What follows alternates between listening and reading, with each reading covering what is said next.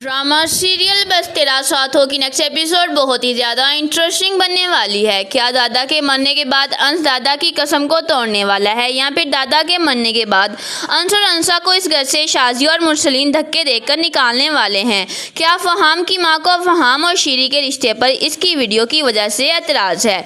क्या फहाम की मां खुद अंसा के पास आएगी और सब तस्दीक करने के लिए? क्या शाजिया और शीरी की असलियत फहाम की मां के सामने खुल जाएगी? ये कैसे लोग हैं? क्या फहाम की मां इस वक्त शीरी से रिश्ता ख़त्म करके जाएगी?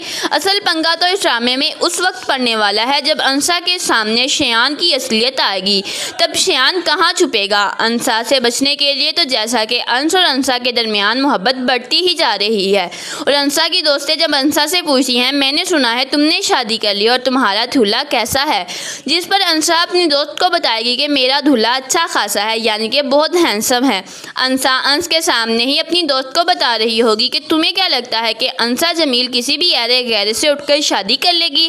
क्या तुम नहीं जानती कि अंसा जमील क्या चीज़ है? अंसा अपनी दोस्त से कहेगी कि अंसा ने अगर किसी लड़के से शादी की है तो यकीनन वो लड़का बहुत खूबसूरत और बहुत ही प्यारा होगा। अंसा अंश के मुंह से जब ये सुनता है तो अंश हैरान रह जाता है और अंश को अच्छा भी लगता है। इस तरह अंश और अंसा की बहुत ज़्यादा मोहब्बत अब बढ़ रही है और दोनों एक दूसरे की बहुत ज़्यादा केयर करते हैं और अंश जो कि अपनी बीवी के खिलाफ किसी के मुंह से एक लफ्ज़ भी अब नहीं सुनना चाहता, क्या ही वो अंश के घर वाली हो या फिर कोई बाहर से हो। अंश अंसा पर उंगली उठने वाली की उंगली तोड़कर उसके हाथ में देने का हौसला रखता है और वहीं दूसरी तरफ फहाम और शीरी की मुलाकातें बहुत ज़्यादा बढ़ रही हैं। फहाम जो कि आहिस्ता आहिस्ता करके शीरी को पूरी तरह से अपने मोहब्बत के जाल में फंसा रहा है और शीरी फहाम की हर तरह की वीडियोस भी बना रहा है और मुझे तो ऐसा लगता है कि जो रात शीरी ने फहाम के साथ गुजारी है उसमें भी कुछ ना कुछ ऐसा ज़रूर हुआ है शीरी के साथ जिसकी वजह से शीरी फहाम से बहुत ज़्यादा जिद हो रही थी और फहाम ज़रूर इन सब की वीडियो बनाई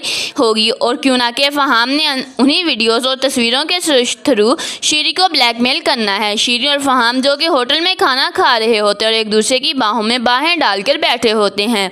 शीरी को बहुत अच्छा लग रहा होता है। मुझे तो ऐसा लगता है वहाँ पर शीरी को शयान ने फहाम के साथ इस तरह बैठे देख लिया है और शीरी जब शयान को देखती है तो शीरी घबरा जाती है कि कहीं शयान यहाँ पर कोई तमाशा ना खड़ा कर दे और शयान वही करता है जिसका डर शीरी को होता है।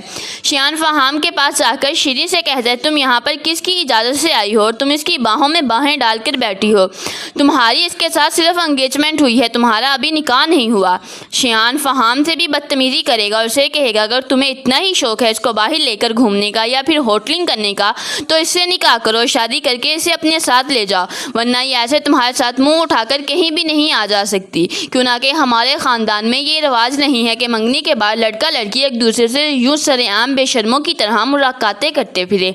शयान फहाम से कहेगा, आइंदा इस बात का ख्याल रखना। शयान शीरी से कहेगा कि तुम घर से यूनिवर्सिटी का कहकर आई थी और बाहर इससे मिल रही हो, इस बात का अब्बू को पता है?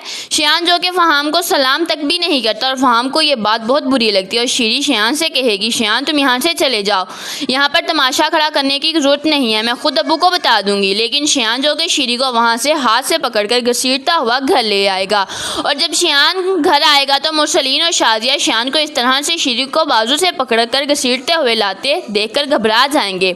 शयान जो कि शीरी को अपने बाप के सामने धक्का देगा और उसे कहेगा, संभाले इसे, ये यूनिवर्सिटी के नाम पर हमारी इज्जत का जनाजा निकालती फिर रही है। यूनिवर्सिटी नहीं गई थी बल्कि रेस्टोरेंट में उस फहाम के साथ हाथों में हाथ डालकर बैठी थी।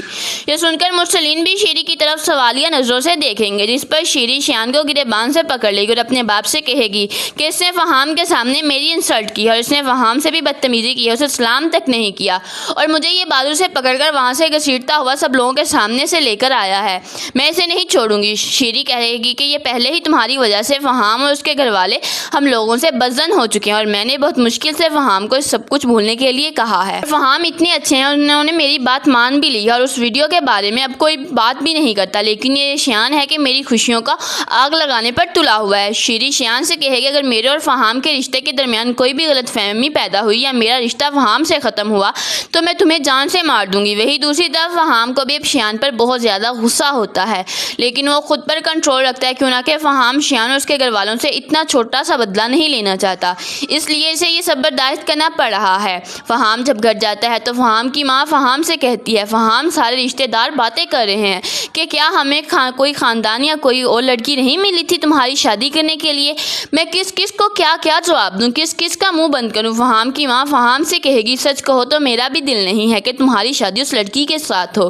तो इस तरह फहाम की माँ शीरी के रिश्ते से साफ इनकार कर देगी। फहाम की माँ फहाम से कहेगी उन लोगों की बदनामी के चर्चे तो पूरी सोशल मीडिया पर मशहूर है। फहाम अपनी माँ से कहेगा मैंने पता करवाया, वो वीडियो फेक है, किसी लड़की से बदला लेने के लिए उसकी ये फेक वीडियो बनाकर सोशल मीडिया पर वायरल कर दी गई है। इसे बदला लेने के लिए इसमें कोई सच्चाई नहीं